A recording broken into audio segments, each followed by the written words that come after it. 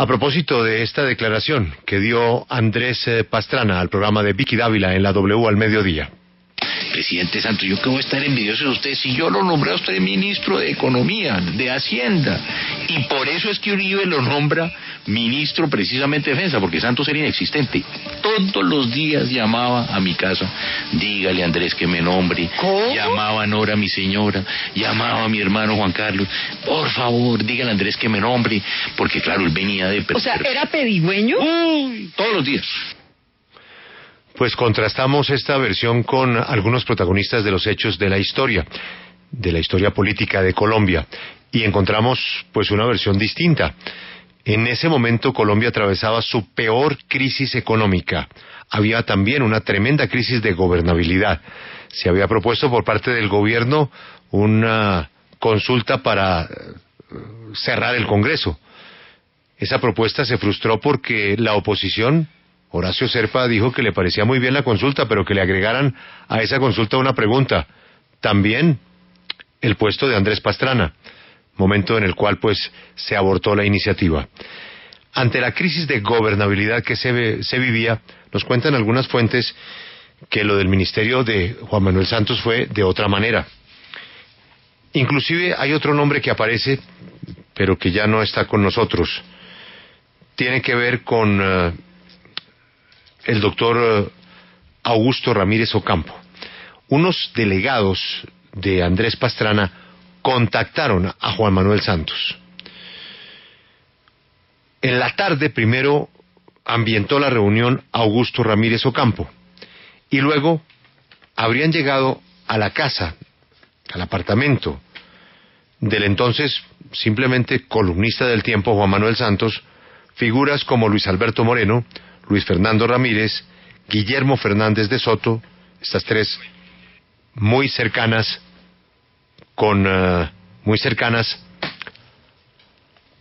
al presidente Pastrana, pero además Humberto de la Calle. Y allí lo que le plantearon a Juan Manuel Santos es que era necesaria una fuerza para la gobernabilidad, por lo cual lo invitaron al gabinete. El presidente Santos, entonces, repito, columnista del Tiempo, exministro, dijo que lo iba a pensar, se fue para Londres, lo pensó y decidió escoger la cartera que en ese momento era la más difícil por la situación económica del país, la cartera de Hacienda. Ayer escuchamos una versión de Andrés Pastrana, encontramos hoy esta versión. Hemos dicho que una de las personas que fue testigo de este ofrecimiento fue Humberto de la Calle. Nos atiende a esta hora. Doctor de la Calle, gracias por estar con nosotros. Buenos días. Buenos días, Julio. Encantado de saludarlo. Doctor de la Calle, ¿esto cómo fue? Esto fue de la siguiente manera. Voy a decírselo con toda precisión. Pero un pequeño llamado antes, hombre. Yo no sé qué es lo que está pasando con la política en Colombia. Yo estoy proponiendo un plan nacional de valeriana, porque una cosa es tener ideas y controvertirlas. Y esa es la base de la democracia, pero estamos entrando a un nivel de insulto, de, dijéramos, indignidad en el lenguaje político que a mí, francamente, me sorprende. El doctor Pastrana también dijo que el acuerdo del Teatro Colón era un acuerdo corrupto. La monstruosidad que significa eso, corrupto, ¿en qué sentido? Un acuerdo en el que todos los responsables van a la justicia, en el que las FARC entregarán sus bienes para reparar a las víctimas, un acuerdo centrado en las víctimas. Yo estoy muy desconcertado y realmente preocupado porque no podemos seguir haciendo política así en Colombia. Bueno, ahora, el tema concreto, yo le cuento lo que a mí me tocó. En efecto, vino el llamado pomaricazo y se creó una crisis política. Pomaricazo es el descubrimiento de unas circunstancias corruptas en la Cámara de Representantes. El presidente Pastrana revivió una vieja tesis de revocatoria del Congreso. El ministro del Interior en ese momento era Néstor Humberto Martínez. Se generó la crisis que usted describió, que es cierta. El Partido Liberal dijo, bueno, entonces vamos por todos. Incluso a mí los militares me dijeron, mira, estamos preocupados porque esto está cogiendo cuerpo. Y en ese momento yo reemplazo al doctor Néstor Humberto Martínez en el Ministerio del Interior. Y se hace un examen de la situación política, surge la incorporar miembros del Partido Liberal para buscar estabilidad política, se piensa en el doctor Juan Manuel Santos y, en efecto, lo que usted está diciendo es cierto. A mí me confió, junto con Guillermo Fernández de Soto y quizás otras personas que no recuerdo, me confió el doctor Pastrana la tarea de ir a invitar al doctor Santos a vincularse al gobierno con el ánimo de superar la crisis. El doctor Santos dijo literalmente lo que usted acaba de señalar, dijo: yo acepto el ministerio más difícil, que en ese momento era Hacienda. Y luego de meditarlo, en efecto, se cristalizó esa idea. Luego, eso que usted está contando, en el que a mí corresponde, es literalmente cierto. En esa dirigencia, ¿usted recuerda estos nombres? Guillermo Fernández de Soto, Luis Fernando Ramírez, Luis Alberto Moreno. Yo estoy seguro de Guillermo. Es posible, pero no quisiera arriesgar esa precisión. Lo cierto es que la visita tuvo lugar en el apartamento del doctor Santos, aquí en la 70 y pico. Y él lo que dijo es: no me niego, déjeme pensar, pero yo asumiría siempre y cuando fuera a contribuir con el mayor reto, que en ese momento era la economía. Esa fue la primera frase de él, y después concluyó con su vinculación en efecto al ministerio. Sí, es que me cuenta otro testigo que inclusive recuerda que efectivamente Augusto Ramírez había ido por la tarde antes que ustedes, y que el presidente Santos por alguna razón estaba en bata en la reunión. Doctor de la Calle, a propósito de los ataques, no solamente ayer en la W, sino en un importante foro internacional del expresidente Pastrana al proceso de paz, me llamó muchísimo la atención la declaración posterior que hizo Frank Pearl, quien dijo que le extrañaba que el presidente Pastrana se refiriera al proceso en esos términos. Pues obviamente él tiene todo el derecho, y a lo mejor hay algunos puntos en que razón no le falta en sus críticas al acuerdo, críticas que usted mismo ha reconocido. Otra cosa son los términos y los escenarios que tienen trascendencia en esas expresiones. Pero Frank Pearl dijo algo que yo quisiera que usted me confirmara: es que cuando se perdió el plebiscito, Frank Pearl, se reunió con el expresidente Pastrana para decirle más o menos, bueno, ¿qué hay que arreglarle a esto para que usted quede contento? Y le dio 8 puntos. Y los 8 puntos se modificaron en el acuerdo. ¿Eso es cierto? Sí, le voy a agregar algo más incluso. Frank en ese momento me reportaba, yo estaba enterado de eso que estaba ocurriendo. En efecto, las posiciones que fijaba el gobierno a través de Frank en torno a recoger las observaciones del doctor Pastrana eran convenidas con todos, y así se procedió, y yo quedé con la satisfacción de que el balance de los puntos fue acogido. Había varias cosas: que no hubiese jueces internacionales, que se cambiaran por algo que se llamó en ese momento el amicus curiae, dijéramos un tercero que pudiera dar opiniones, en fin.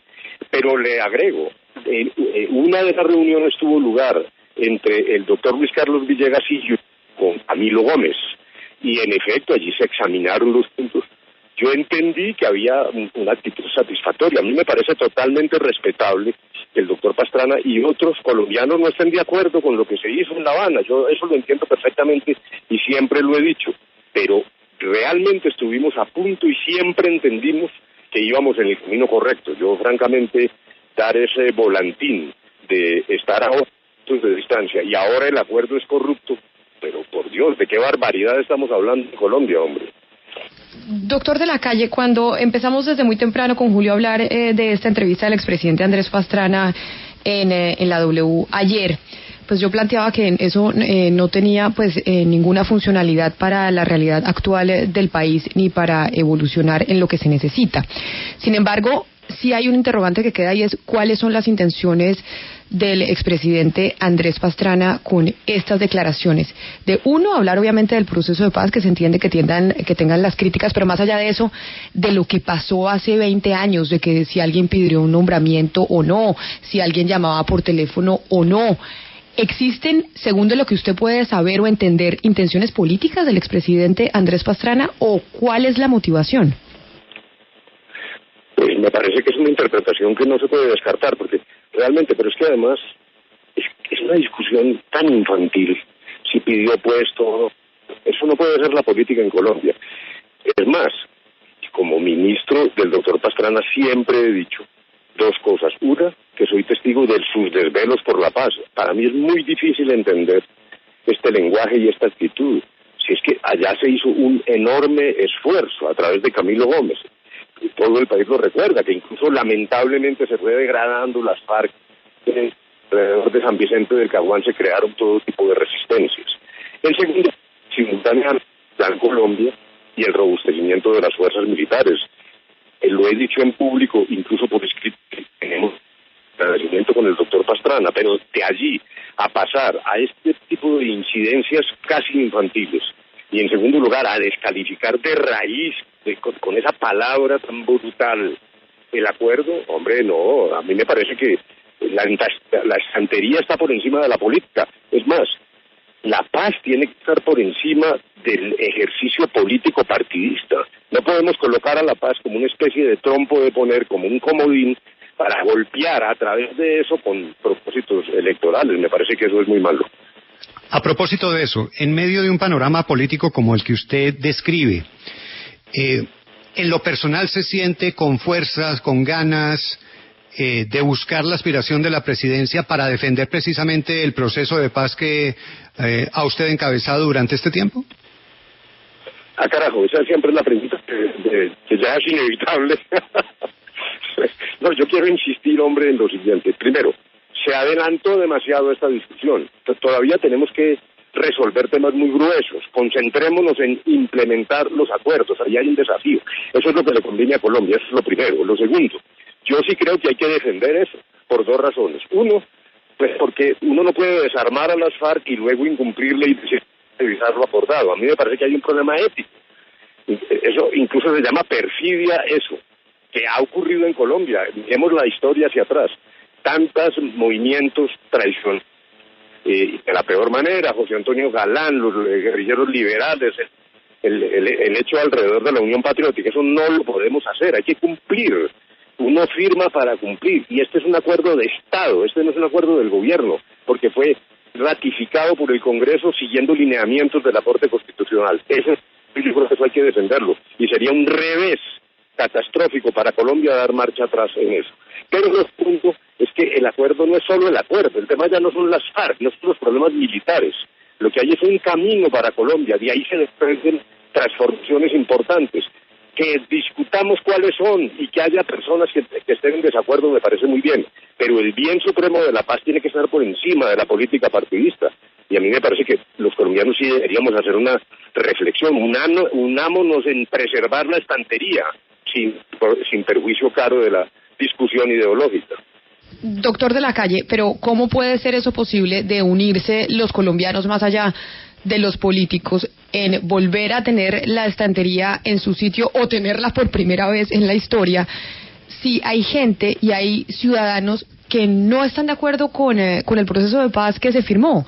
Hay mucha gente en Colombia que no le gusta, que sigue insistiendo en que se les pasó por la faja su voto, a pesar de que en las urnas expresaron que no estaban de acuerdo y no les gustan los nuevos acuerdos a los que se llegaron. ¿Eso cómo se puede lograr?